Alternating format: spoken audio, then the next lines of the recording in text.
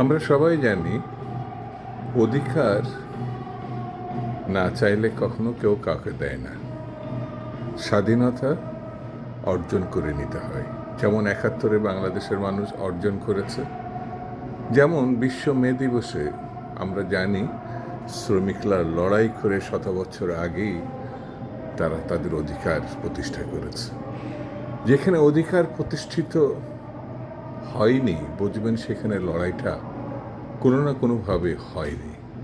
সেই কারণে আজকে যেখানে আছি আমরা মনে করেছি গণঅভ্যুত্থানের পরে সব কিছু পেয়ে যাব। এখনও কিন্তু নির্বাচনটা আমরা পাইনি, ভোট অধিকারটা পাইনি। সেই কারণে লড়াইটা থাকতে হবে। লড়াই ছাড়া কখনো কোনো কিছু এমনি এমনি আসে, এটা আমার কাছে মনে হয় না। আপনি কি মনে করেন?